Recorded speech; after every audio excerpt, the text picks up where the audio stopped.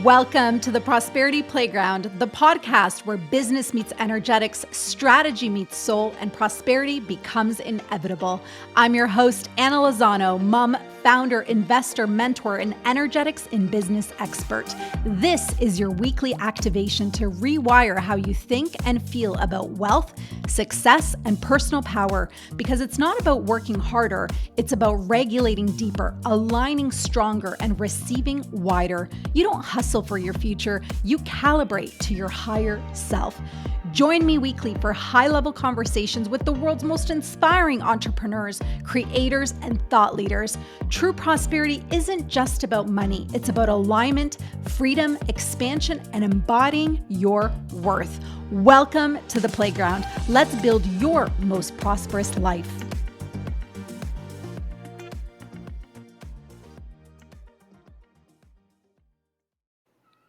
Welcome back to the Prosperity Playground podcast. My guest today is Neale Donald Walsch, who's written 40 books on contemporary spirituality and its practical application in everyday life, including his new book, GodTalk, Experiences of Humanity's Connections with a Higher Power.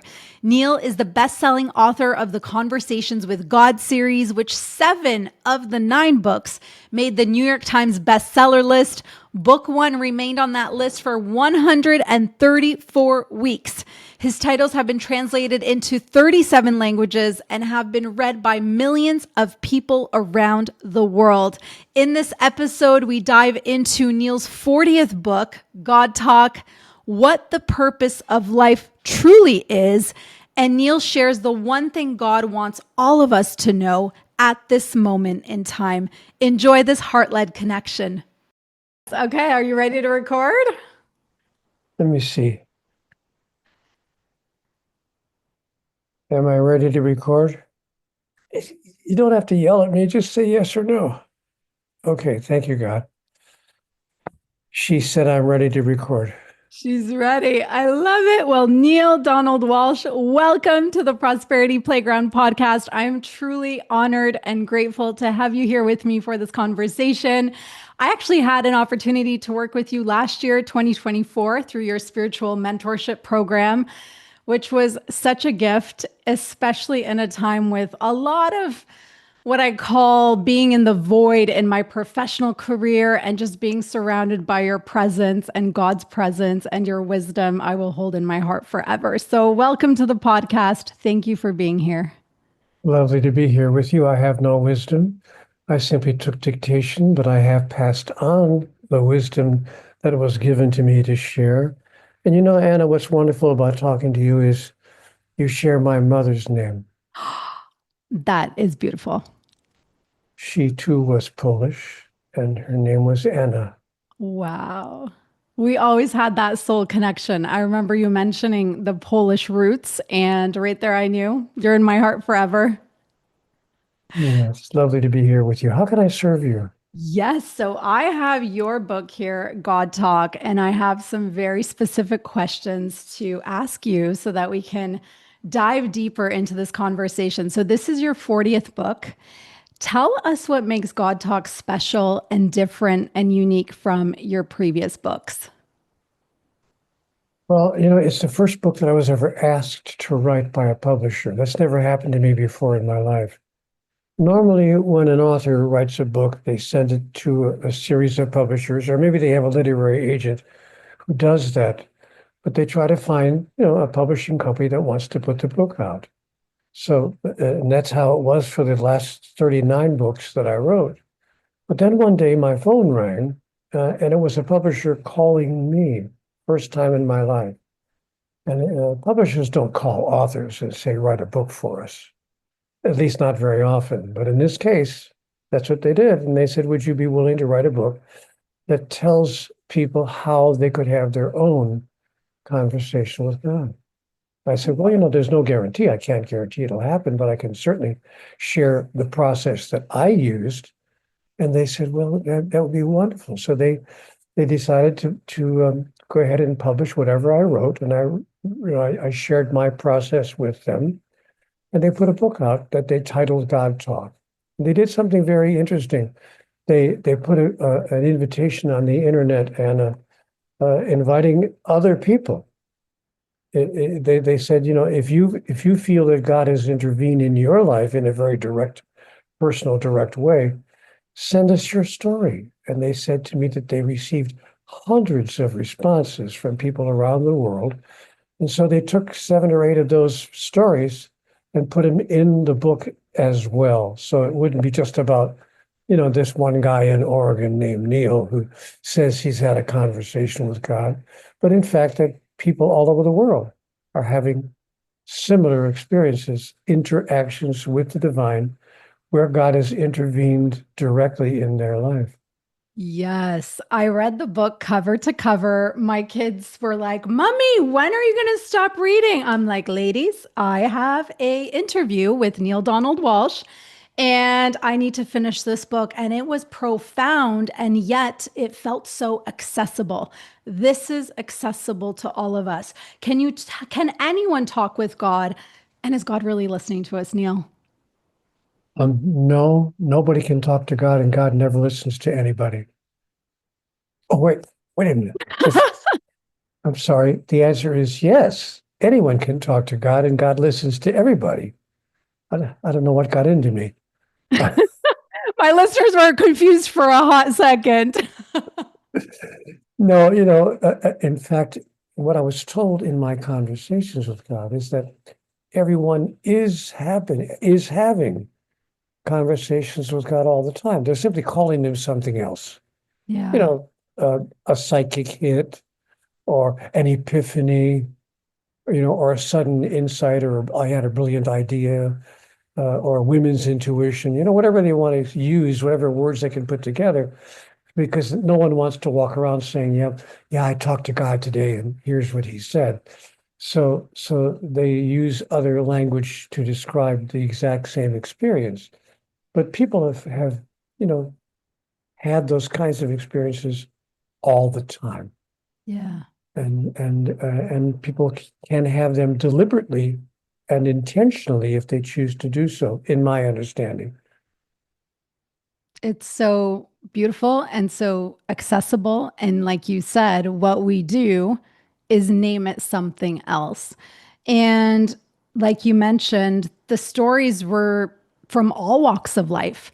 And what I found to be a common thread was the slowdown, the allowing ourselves space to actually hear, whether we call it download or intuition or intuitive hit or God talking to us in those spaces throughout our busyness is when we could actually hear. And that became evidence for all of these beautiful authors to then say, I'm going to submit my story to this book. So, why is sharing our experiences of talking to God important? Well, because it puts into our cultural story Mm, um, a a narrative that is true, and it allows that cultural story to expand and to the point where it will reach critical mass. And the number of people will reach critical mass, and at that point, the first domino will fall, and the rest of the dominoes will follow, and we'll have a brand new idea on the earth about who and what God is, how God talks to us, why God talks to us, what is our relationship with the divine, and for that matter, the larger question, what is the purpose of all of life? Surely there's more going on here than meets the eye. yeah. So what's happening here? What is this all about? Is it just about, get up in the morning, do the best you can, go to bed at night, and then one day when you're 75 or 85 or 93 or whatever, you die, and that's the end of it? Is that what's the point? There must be more going on here. Yeah. And I think it is really, as Bill said, Bill wrote it in a play and he had his character in the play Hamlet put it directly. The character said, "There are more things in heaven and earth, Horatio, than are dreamt of in your philosophy." But what an interesting thing to say. There are more things in heaven and earth than are dreamt of in your philosophy. So the question becomes really simple. To be or not to be? That is the question. That is the question. So you have a few more years on me. What is the purpose from your experience, your lived experience? What is the purpose here? What is our purpose here? My understanding is that our purpose is to demonstrate in order that we might directly experience our true identity, and through that experience to expand our expression of who we are. In other words, in a single word, evolution. I think our purpose is to evolve. I think that all of life seeks to evolve to the next level of its expression. And so we have a universe that we're told is constantly expanding, and we have an individual experience that is also constantly expanding, whether we know it or not. Yeah. But if we do it consciously rather than unconsciously, then we begin to serve the larger experience, the larger agenda of all of life, which is evolution, in my understanding. I could be wrong about all of that, but that's what I was told in my conversation with God, because I asked the exact same question. What's going on here? What's this all about? And God said, evolution, sweetheart, evolution. Wow. It's all about evolving and becoming the next grandest version of who you really are. That was so profound. Tears in my eyes. That was so profound. Working with you is that question of what is the next grandest version of yourself? And we get to choose each and every moment. You know, life happens, things happen, relationships, business. There's a lot. There's a lot on our human plates. But if we can ask ourselves that question, it literally changes every single day for us. And we move with greater intention and greater purpose. And the meaning of each moment all of a sudden carries so much more significance. And again, that was so profound for me in working with you to carry that in my heart each day. Because if you don't live with this awareness, each day just passes and it's another day. And so that's how it was for the first 45 years of my life. Yeah. Just the days passed, and before I knew it, I was 46, 47 years old. And it was only until I got into my late 40s, 48, 49 years old, that I began questioning. There must be more going on here. What's this all about? I mean, I've done all I need to do, and here I am, 48 years old, and I still don't feel fulfilled in the sense of, all of it suddenly coming together in a way that clarified the purpose, the very reason for my living. Yeah. So, because I did it all. I got the girl, I got the car, I got the house, I got the stuff, I had the success. I had a nice career in broadcasting. I had a nice career as a newspaper reporter and ultimately a managing editor. So, I had. You tick the boxes. Yeah, exactly. Nicely put. Exactly right. Yeah. I checked all the boxes. I did what I needed to do. I had my relationships. I had my children. I had my jobs. And there I was at 48 years old. And frankly, at that point, the game was over in the sense that I had done everything that I thought life was about. Yeah. I had my kids. I had my relationship. I had my jobs. I had my success. I woke up one morning at the age of 48 thinking, now what? Now what? I'm halfway through. If I live to be 100, I'm halfway through my adult life. even if I only live 20 more years, I still have the same question. Yeah. Now what? And what is the point of all this? What's the purpose of it all? So that's when I, ran into the challenges that I confronted and wound up having my conversations with God. Wow. So when you took out that yellow notepad and started writing, are you listening? Who's listening? And started receiving those downloads. When you began channeling, however you'd love to word it, but your conversations with God began running through you. When those books were published, when more success came your way because you are a best-selling author, did you connect to this piece of evolution and expansion because your impact became global? Did you connect with that answer that you were seeking of what is this all for? What is this purpose? Yes, I did. I sure did. Yeah. But I'm not telling you. I'm going to keep it a secret. I don't want you to know, and I don't want anybody who is watching your podcast to know. I want them to just wonder what it Read the was about. books. Read Yeah. the books. That we suggest too, but no, Neale, you have to give it to us. Oh boy. Okay. Well, your wish is my command. I've come to understand really that the purpose of it is for me, for my soul, to complete my soul's agenda. And my soul's agenda is to experience, not just to know, but to experience who I really am, to experience every aspect of myself.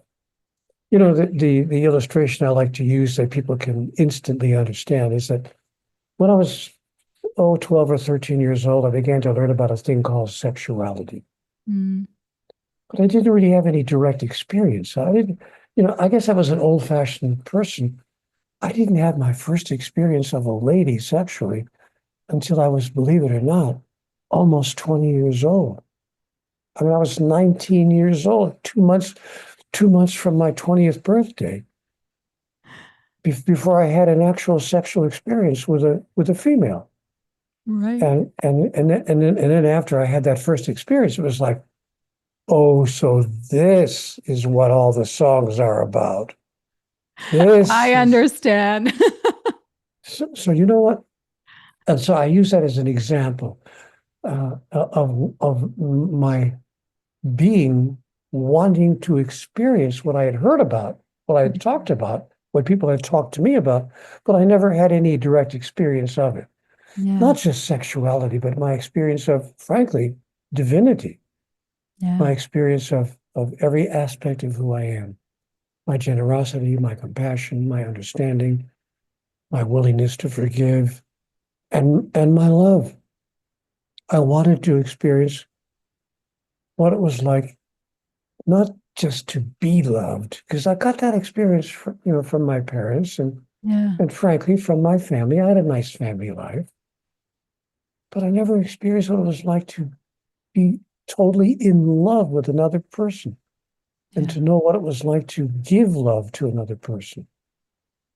And sadly, I'm not bragging about this because I don't feel good about it, but I didn't really learn about what real love was about until I was almost 50 years old. I mean, Anna, I was a half century old. I had, I'm not going to say I didn't have any relationships. So I Yeah. had, But that true love. in fact, frankly, I had a number of relationships.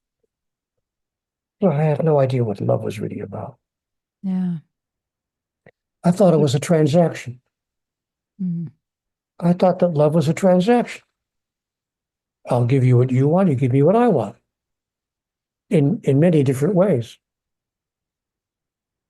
Only when I turned 50 did I realize, oh, love is not a transaction.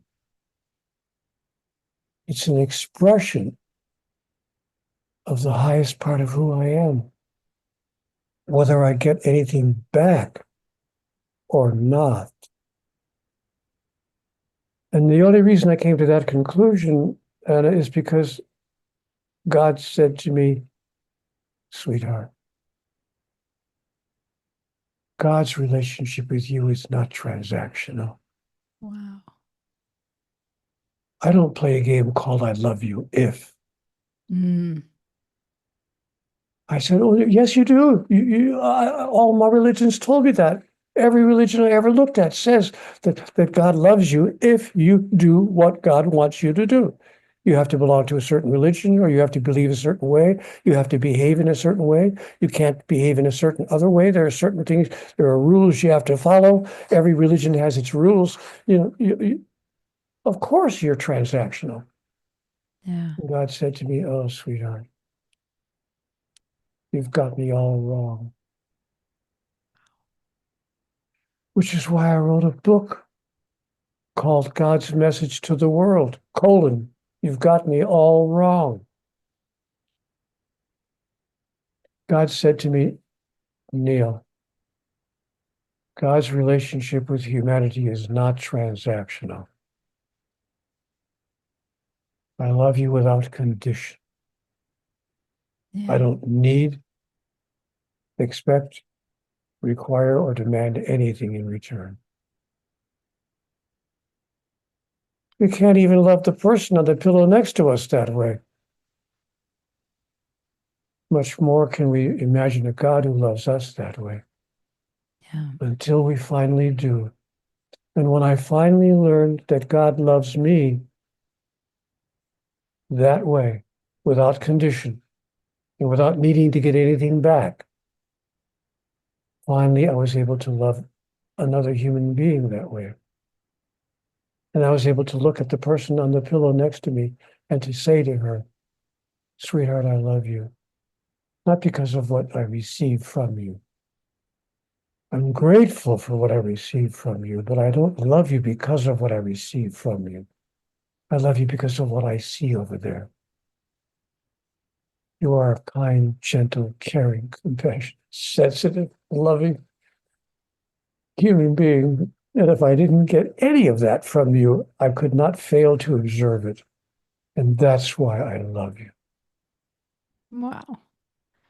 So how did that become? How did that pure love become an embodiment for you, become who you are? Because first it's an awareness, it's an understanding, but to feel that with all the emotion that you just felt, what was the work, or was it just a decision? Well, yeah, it's a decision, but the question is what would cause a person to make such a decision? Yeah. In my case, I was very stubborn. I'm just a very stubborn person, and I literally had to face my own death in a sense before I really understood what it was like to make that decision. Yeah. I had open heart surgery, and this is not widely known, but I did have open heart surgery uh, a number of years ago. And open heart surgery is not a small thing. I mean, they cut you open from your your throat down to your waist, and after they cut your body open, then they take a saw, literally a saw, and they saw through your rib cage and open your rib cage up. Then they stop your heart for 4 or 5 hours, and they do a transplant of certain veins that are not, functioning. I didn't have a triple transplant. I didn't have a quadruple transplant. I had a quintuple transplant. They transplanted 5 of the major arteries to my heart. Wow. When they told me I needed a quintuple transplant, I realized, because the doctor said to me, the cardiologist said, Mr. Walsh, I need you to do something that's very important. You need to hear me. I said, what is that? He said, put your affairs in order. I said, why are you telling me something like that? He said, because there's no guarantee that a quintuple transplant is going to be successful. I can't guarantee it.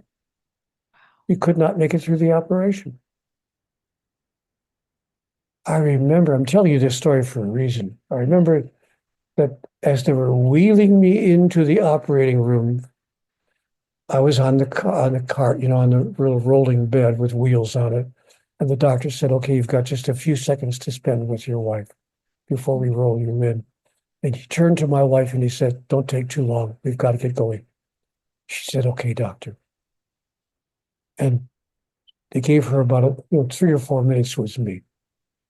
I'm lying on the cart. And she said to me, you don't seem very scared. Aren't you even a little bit frightened? You seem so calm. And I looked up at her and I said, sweetheart, only one of two things can happen. I either die on the operating table and I go back into the arms of God, or I survive the operation and come home into the arms of you. Mm. Either way, I'm in heaven. And my wife made a little make-believe fist and she kind of punched me in the arm a little bit and she said, only you could be romantic at a time like this. Wow. I Oh said, my God. you know what, sweetheart, I wasn't even trying to be romantic. That's really how I feel. Wow. Coming home to you is like going to heaven. Mm. And that's the moment I told you the story, because that's the moment when I realized, oh, that's what it feels like to love a person, even if you don't get anything in return. Wow. So That's what it feels like to love a person just because of who they are, whether you get any of it back or not. There was a movie out a few years ago called Avatar. yeah. It's a lovely, lovely love story. But you know what's interesting about that love story? At no point in the movie do the lovers say to each other, I love you. It's felt. They did say something to each other, but they never said those words. You know what they said to each other? I see you. Wow. I see you. Now, when you can look at a person and say, you know why I love you? Because I see you. I see who you really are, whether I get any of it or not. That's why I love you. Wow. And so I was able to look at this woman in my life and just simply say to her, I see you, kiddo. I see who you are. And that's all I need to Mm. love you completely, absolutely, and totally. So beautiful. So that is how God loves us. Off, off, off the questions. I'm going to get back to our questions with God Talk, but one more on this. Do you love yourself in that way as you love your sweetheart and as God loves you I do now. now? I didn't most of my life, but I do now. Yeah. And I'm now able to look into the mirror and say, you know what? With all of your faults and all of your foibles, I love you nonetheless, because you are at the root of it all, a kind, a caring, a loving, a generous, a compassionate, and understanding. You're just a nice person, You are. and I love you. I mean, I'm answering your question as honestly as I can. And So I'm echoing you. I now can say this to myself in the mirror. I couldn't say that when I was 45 or 35 or 20, because I was not behaving in a way that I'm proud of. Yeah. I My have, wish my wish is for everyone to experience this love from God, from themselves to themselves and towards others. And it starts with the decision. So in God Talk, you share the 6 steps you take to talk with God. Step 3, you define as willingness. What does this mean? And what can people do to be willing? well, willingness means that we have the courage to move against the cultural story. Humanity has a bias. The bias of humanity's current cultural story is that God doesn't talk Yeah. to directly to human beings. Well, maybe the Pope, or maybe the chief ulama or the head rabbi, but God doesn't talk to, the first baseman for the New York Yankees. Come on, Neil. And God certainly isn't going to talk to the likes of you. God said, this is what the cultural bias is. So willingness is the third step, because I had to be willing to not only move against the cultural bias, but actually announce it. I mean, actually say it out loud. Yeah. Yeah, I'm having a conversation with God. And I had to be willing to deal with the consequences of such an announcement. Were there any? Oh my gosh, yeah. Yeah. Both positive and negative, but there were huge consequences. Many people wrote to me or emailed me and told me that I was a blasphemer, that I was an apostate, that I was a heretic. Who do I think I am? Who do you think you are? You think God talks to you? Come on, Mr. Walsh. But I have to say one thing. I got a wonderful letter from a minister. He was a fundamentalist minister in New Hampshire, but he wrote me a lovely letter. And he said, Mr. Walsh, I don't agree with your theology. I can't agree with much of the theological content of your books, but I will give you this much. Your book, Conversations with God, has started in my congregation more conversations about God than we've had here in a long time. So at the very least, you've got people talking about it. And he said, good for you and good for us. Thank you for doing that. So it was a very sweet letter from this fundamentalist minister in New Hampshire. And that's part of the positive outcome that I received from people who have said, you know what? I may not agree with everything I found in your books, but nice going. It did start a conversation about God all over the world. All over the world, literally. Millions of copies of those books have been sold, and in numerous languages. So, as you say in GodTalk, nothing is a coincidence. There's a reason I felt the urge to connect with you, to be one of my launch guests for this project. There's a reason I read this book literally cover to cover in 3 days, and I am the world's slowest reader. And that's one of the main things you say at the beginning is nothing is a coincidence. Everything is a divine orchestration. And I truly live by that.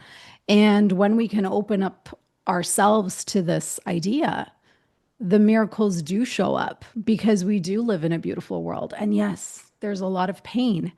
And yet you talk about the law of opposites. And I have to bring this up because my best friend, when she found out I was interviewing you for the podcast, she said that she read all of your conversations with God in 48 hours, locked up in her bedroom, 1-bedroom condo, don't remember where she lived.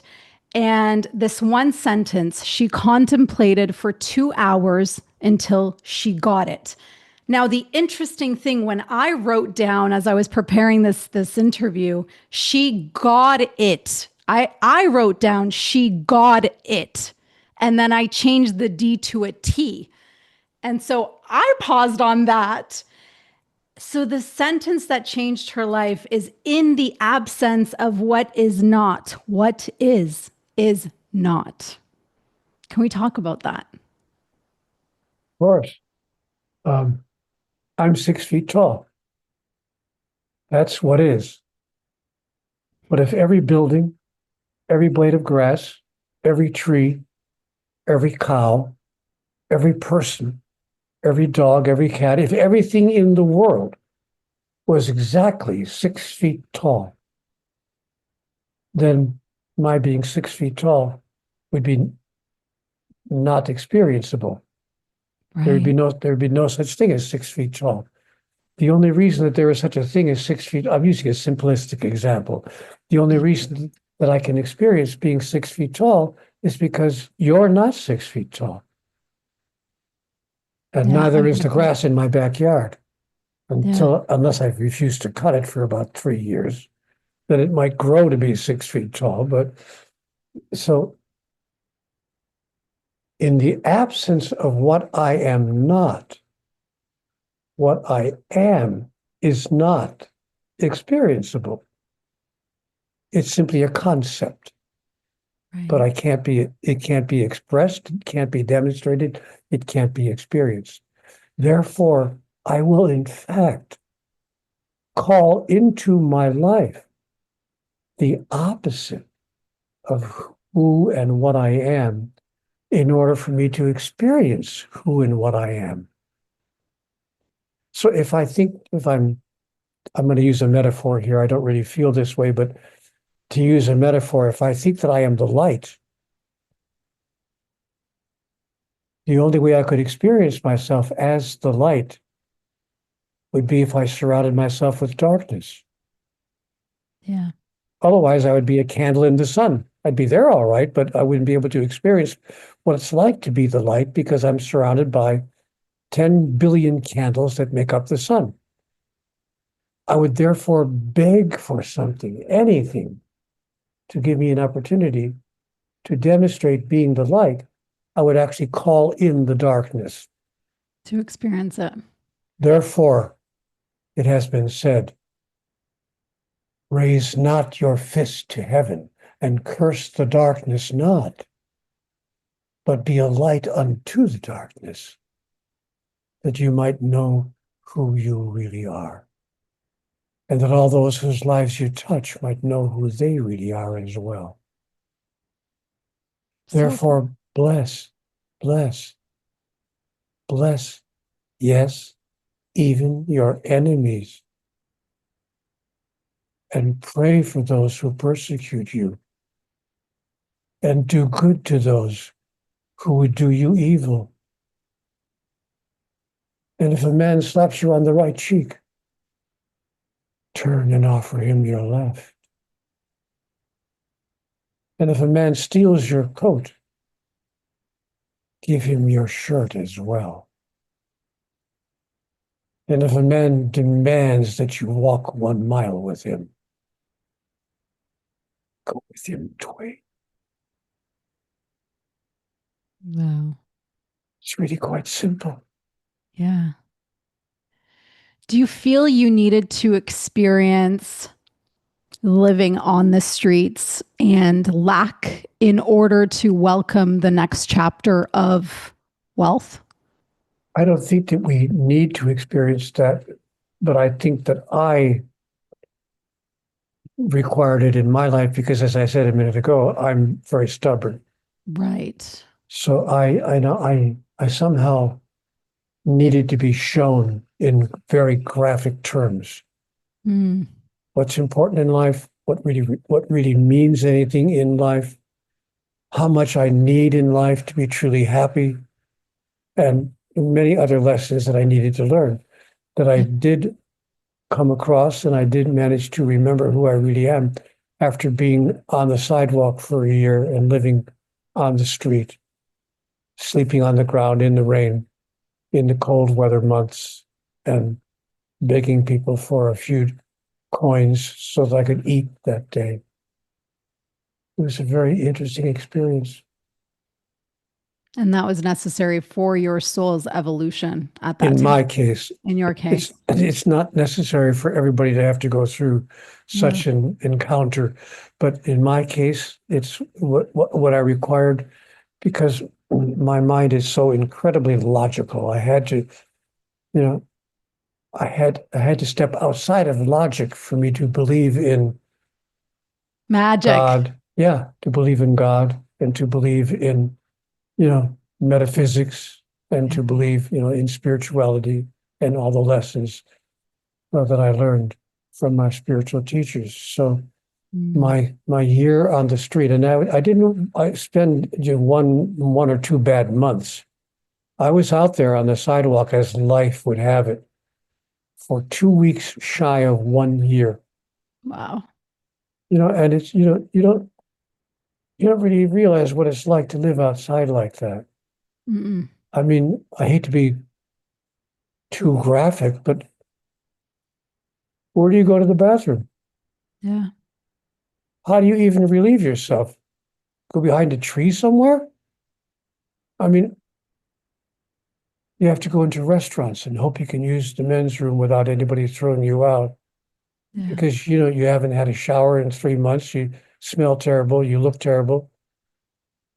You walk in and the manager says, no, no, no, no, don't make me call the police. I said, no, I just need to use the bathroom.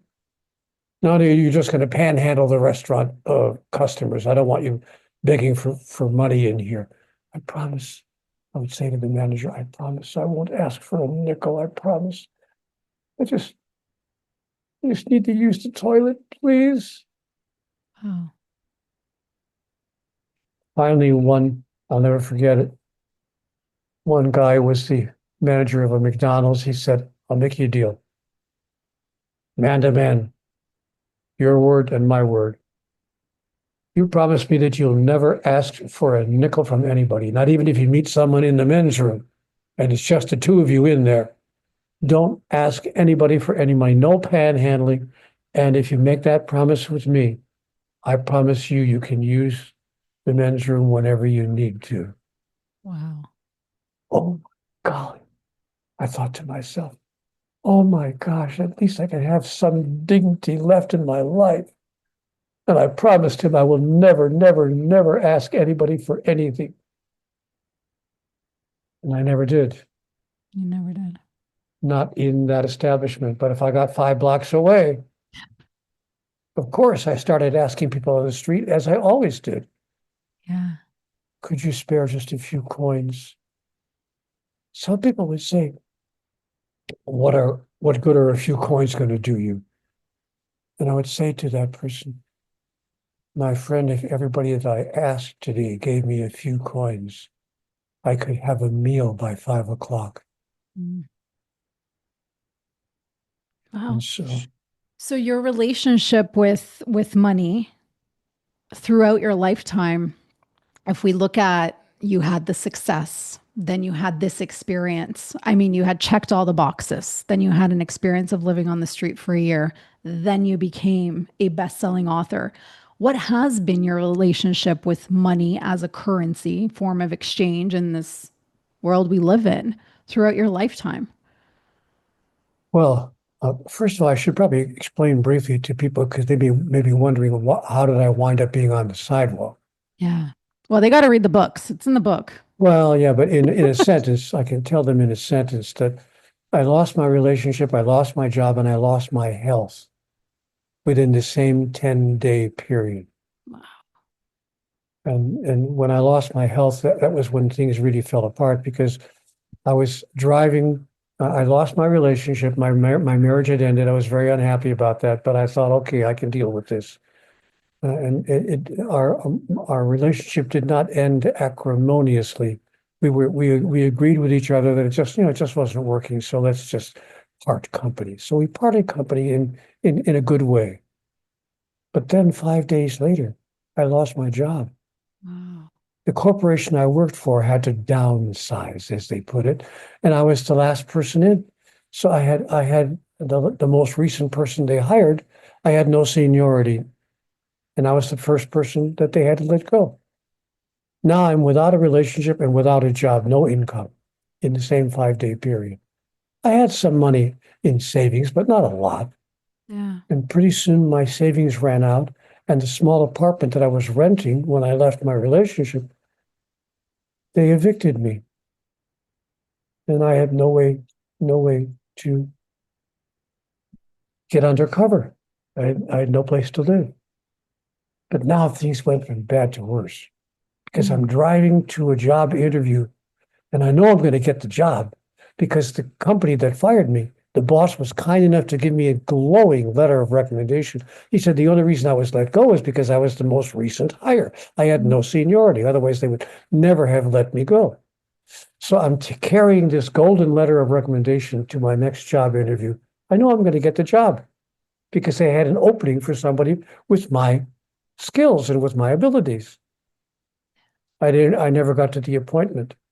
An elderly gentleman turned his car in front of me. He made a left turn in front of me on the highway. smashed my car to smithereens. My car was a total wreck, and so was I. Wow. I wound up with a broken neck and not a hairline fracture. I recall the wording on the statement.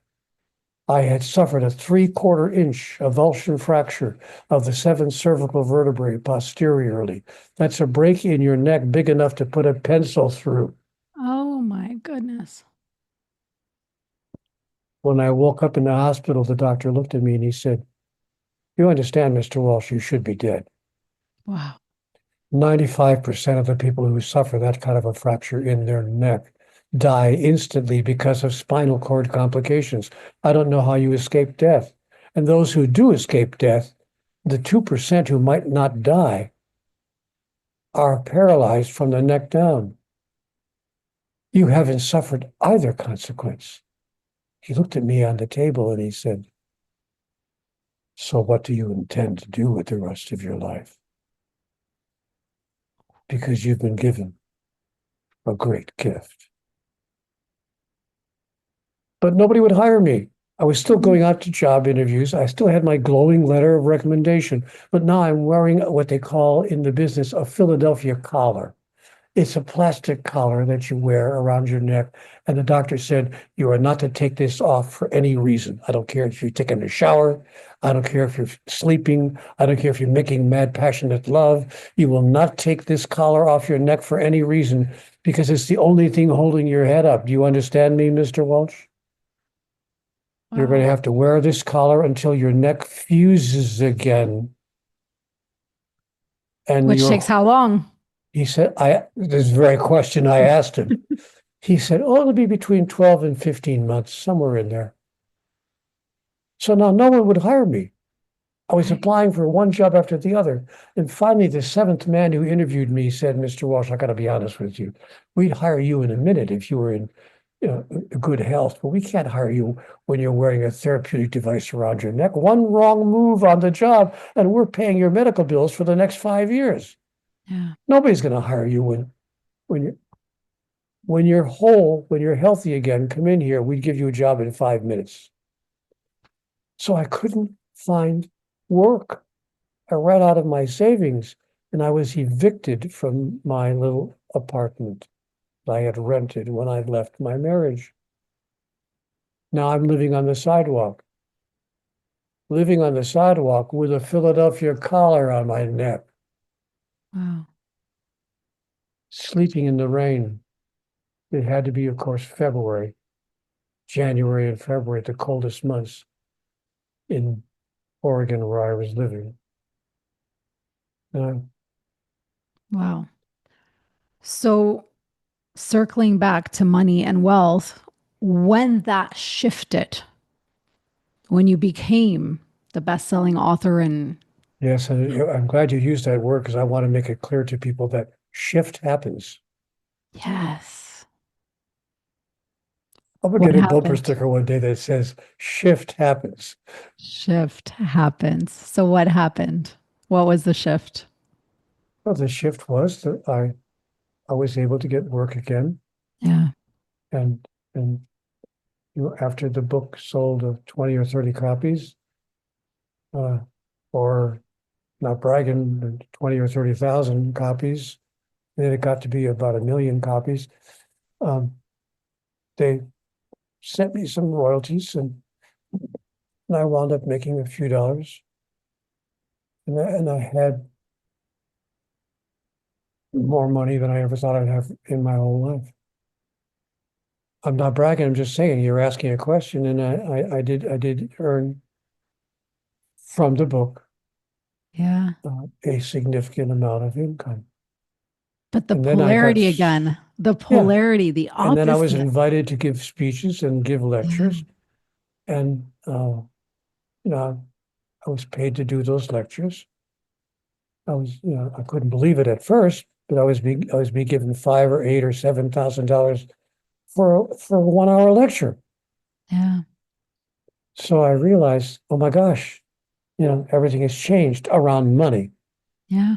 But then I still had my relationships and my interactions with the world at large to deal with. And I realized very quickly that money wasn't the only issue that I was looking at in my life. Right.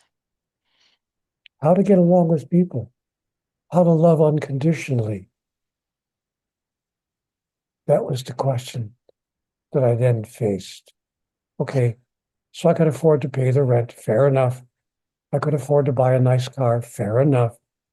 But how can I learn how to love people without needing anything in return, Brings us without back to that point. expecting something in return? Yeah. Yeah. That's what life is all about. So good. Is there something that I missed that you'd love to share specifically about God Talk or conversations with God before we finish up this powerful conversation? No. Well, some people ask me, what is the single most important message you ever received from God? Yeah. But you haven't asked me that, so I guess no. Well, I would love to know as we finish up, what does prosperity mean to you in light of the podcast title, The Prosperity Playground? Prosperity means way, way, way more than financial abundance. It means to have sufficiency in our life at every level. Yes. Love, stability, companionship, understanding, compassion, awareness, wisdom, clarity. Prosperity to me means that I prosper through a process that involves my giving. That the way for me to experience prosperity is to provide prosperity for all those whose lives I touch, in whatever way that the moment offers me an invitation to do so. So I make sure that I use each moment in a way which prospers another. And that produces prosperity in my own life, not just financial prosperity, but an abundance of love, companionship, understanding, all the good things in life. All the good things in life. That is my intention with But this. you forgot to ask me, what is life? What is the most important message that I received in all the messages? Because, the Conversations with God books cover 9 texts and 3,000 pages. But I can't tell you if you won't ask me. So thanks for the interview. I appreciate Let's rewind. What is the single most important message you received from God, Neale? Strange you should ask.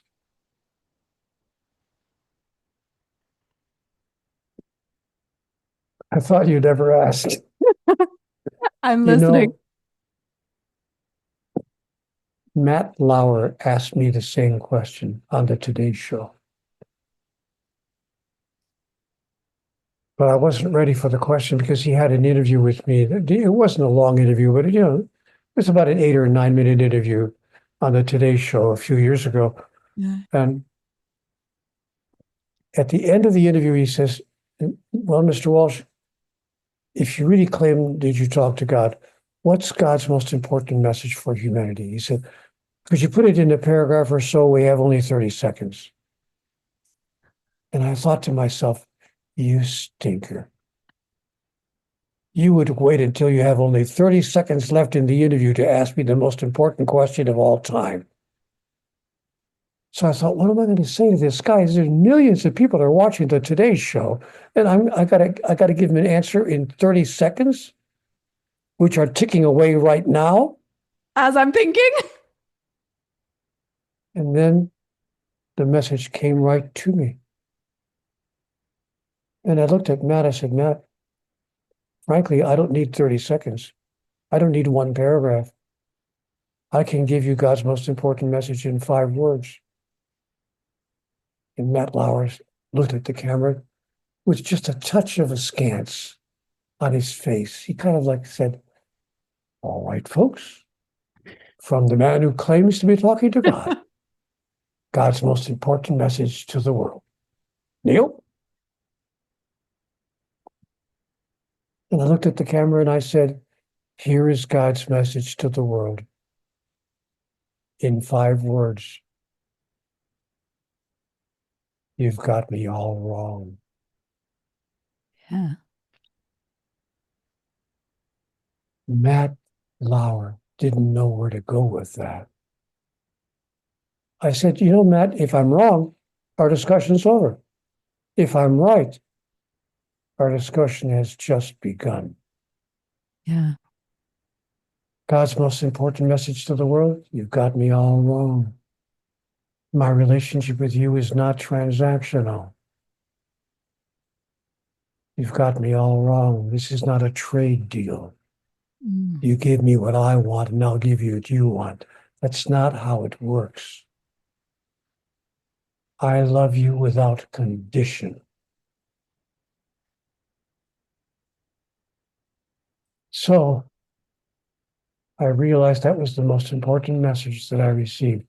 The second most important message in conversations with God, the one that impacted my personal life in the most powerful way, was when God said to me during the dialogue, "Neale, sweetheart, your life is not about you. Your life is about everyone whose life you touch and the way in which you touch it." But when you realize that, when you step into that, Neale, you will realize that in a universal sense, your life is about you for an elegant reason. There's only one of us in the room.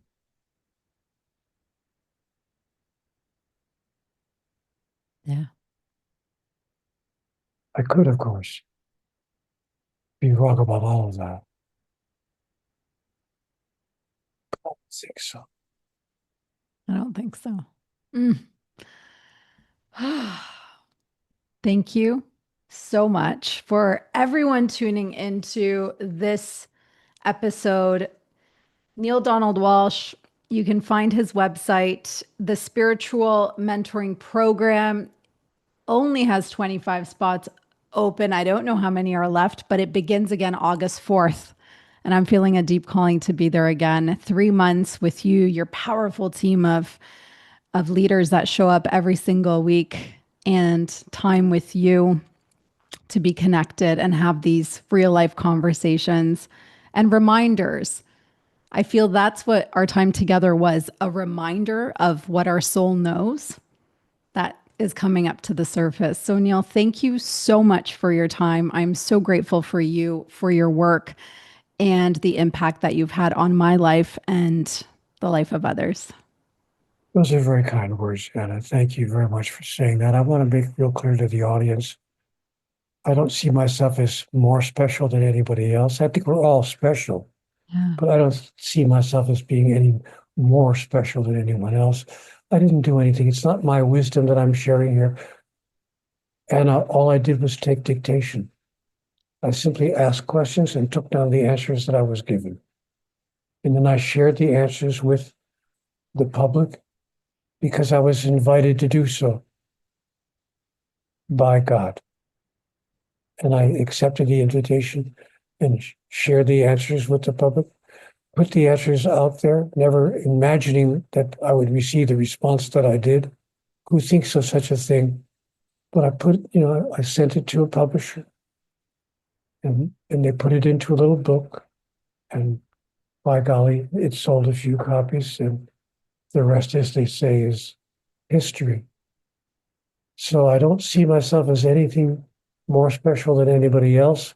But I do think that the messages that have come through for all of us can, in fact, change people's lives. Yeah. And a reminder that we have access. Every single one of us has access to God. Yes, that's the major point. Yeah. The major message of the Conversations with God books is that we are all having conversations with God all the time. And all we have to do is sit down and decide to do it deliberately and intentionally. Yeah. So my wish is for all of us to start. Thank you so much, Neale. Thank you, Anna. It was lovely to be here with you. And I will appreciate always the opportunity to share with you the way we have done so today. So thank you, my friend. Thank you. Thanks for joining me on today's episode of the Prosperity Playground podcast. If this convo sparked something in you, be sure to follow the show on Apple Podcasts so you never miss your weekly activation. If you enjoyed the conversation, please rate and review. Your feedback helps us reach more souls just like you who are ready to calibrate to their most prosperous life. Know someone who needs this frequency boost? Share the episode to Instagram and tag me @_Anna Lozano so we can grow our energetically aligned community together. And please remember, true prosperity is about alignment, freedom, expansion, and embodying your worth today. See you on the next activation.